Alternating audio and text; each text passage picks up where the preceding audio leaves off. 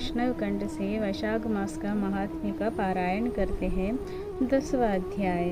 ओम श्री गणेशाय नमः। हर हर महादेव। जय माता दी। जय सिया राम। जय श्री राधे श्याम। वैशाख मास के महात्म्य श्रवण से एक सर्प का उद्धार और वैशाख धर्म के पालन तथा राम नाम जप से व्याध का वाल्मीकि होना। श्रीदेव कहते हैं, तदनंतर व्याध सहित शंग मुनि ने विस्मित होकर पूछा, तुम कौन हो और तुम्हें ये दशा कैसे प्राप्त हुई थी? सर्प ने कहा, पूर्व जन्म में मैं प्रयाग का एक ब्राह्मण था। मेरे पिता का नाम कुशीद मुनि और मेरा नाम रोचन था। मैं धनाढ्य अनेक पुत्रों का पिता और सदैव अभिमान से दूषित था। बैठे बैठे बहुत बकवाद किया करता था। बैठना, सोना, नींद लेना, मैथुन करना, जुआ खेलना, लोगों की बातें कहना और सूद लेना, यही मेरा व्यापार थे।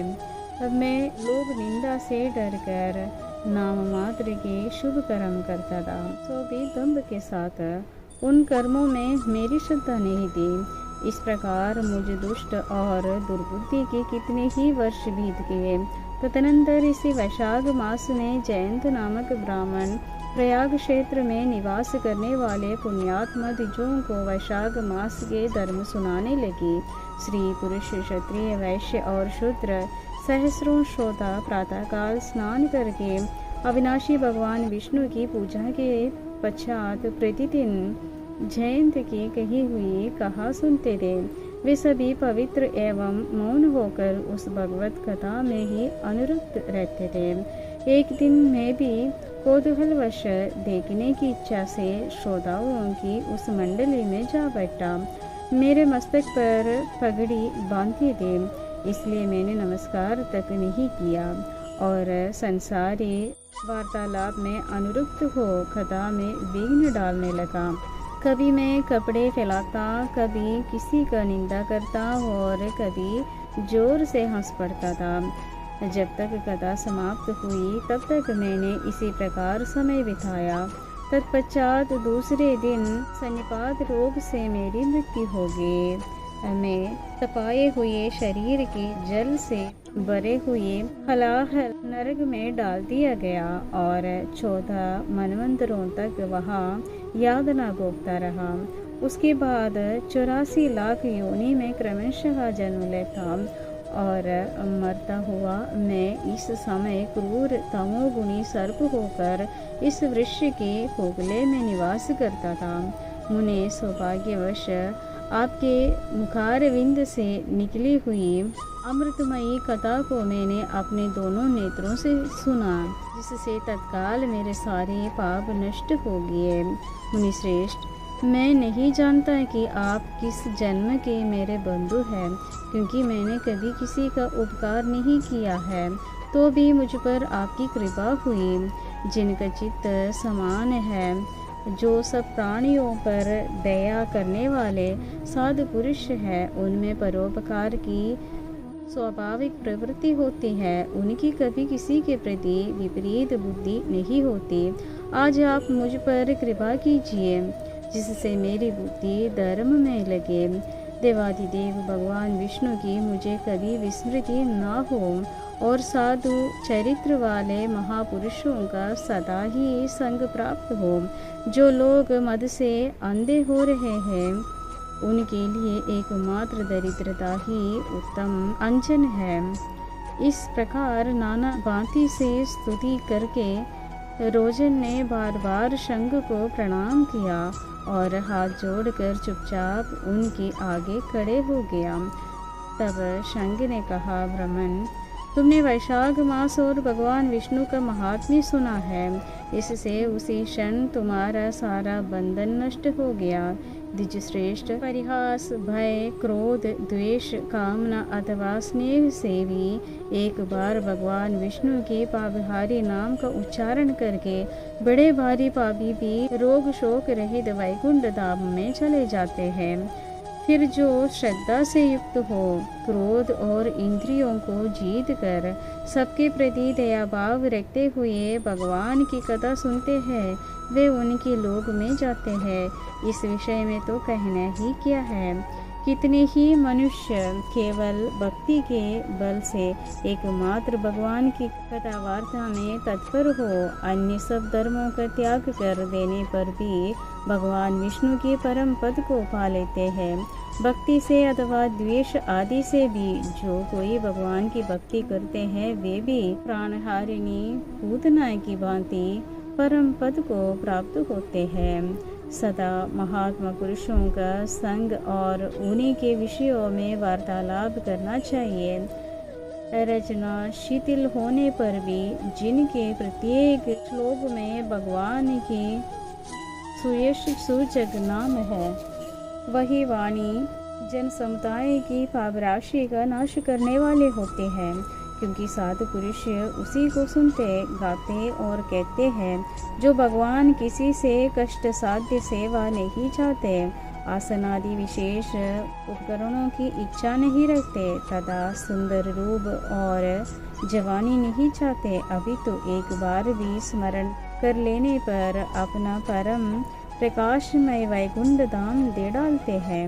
उन दयालु भगवान को छोड़कर मनुष्य किसी की शरण में जाए, उन्हीं रोग शोक से रहित चित्त द्वारा चिंतन करने योग्य अव्यक्त दया निधान भक्त वत्सल भगवान नारायण की शरण में जाओ। महामते, वैशाख मास में कहे हुए इन सब धर्मों का पालन करो, उससे प्रसन्न होकर भगवान जगन्नाथ तुम्हारा कल्याण करेंगे। ऐसा कहकर शंग मुनि व्याध की ओर देखकर चुप हो रहे। तब उस दिव्य पुरुष ने पुनः इस प्रकार कहा, मुने, मैं धन्य हूँ, आप जैसे दयालु महात्मा ने मुझ पर अनुग्रह किया है। मेरी कुत्सित योनि दूर होगी और जब मैं परम गति को प्राप्त हो रहा हूँ, ये मेरे लिए सौभाग्य की बात है। यूँ कहकर दिव्य पुरुष ने शंग मुनि की परिक्रमा की तथा उनकी आज्ञा लेकर वह दिव्य लोक को चला गया। तदनंतर संध्या हो गई।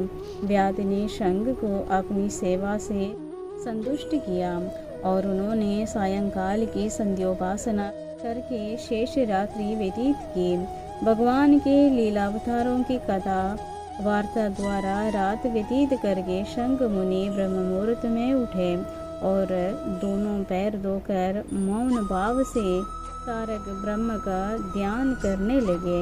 तत्पश्चात शौचादि क्रिया से निवृत्त होकर वैशाख मास में सूर्योदय से पहले स्नान किया और संध्या तर्पण आदि सब कर्म समाप्त करके उन्होंने हर्षयुक्त हृदय से व्याध को बुलाकर उसे राम इस 2 अक्षर वाले नाम का उपदेश दिया, जो वेद से भी अधिक शुभकारक है।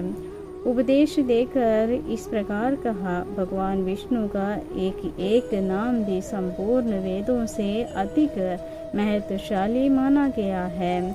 ऐसे आनंद नामों से अधिक है भगवान विष्णु का सहस्र नाम। उस सहस्र नाम के समान राम नाम माना गया है। इसलिए व्याध, तुम निरंतर राम नाम का जप करो और मृत्यु पर्यंत मेरे बताए हुए धर्मों का पालन करते रहो। इस धर्म के प्रभाव से तुम्हारा वाल्मीकि ऋषि के घर जन्म होगा और तुम इस पृथ्वी पर वाल्मीकि नाम से प्रसिद्ध होवोगे। व्याध को ऐसा आदेश देकर मुनिवर शांगी ने दक्षिण दिशा को प्रस्थान किया। व्याध ने भी शंग मुनि की परिक्रमा करके बार बार उनके चरणों में प्रणाम किया और जब तक वे दिखाई दिए तब तक उन्हीं का और देखता रहा। फिर उसने अधियोग्य वैशाख युक्त धर्मों का पालन किया। जंगली खेत, कटहल, जामुन और आम आदि के फलों से राह चलने वाले थके मुंथे पतितों को वह भोजन कराता था। जूता, चंदन, छाता, पंखा आदि के द्वारा तथा बालू की बिछावन और छाया आदि की व्यवस्था से पथिकों के परिश्रम और पसीने का निवारण करता था। प्रातःकाल स्नान करके दिन रात राम नाम का जप करता था।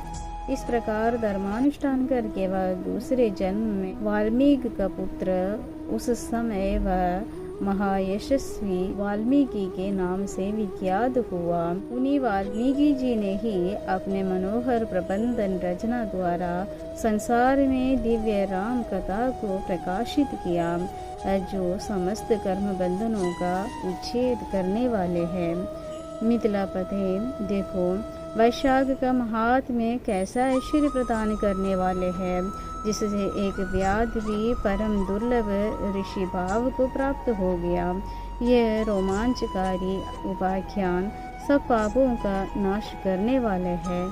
जो इसे सुनता है और सुनाता है वह पुनः माता के स्तन का दूध पीने वाला नहीं होता। 10वां अध्याय समाप्त। सबको जय श्री राम जी की। हर हर महादेव।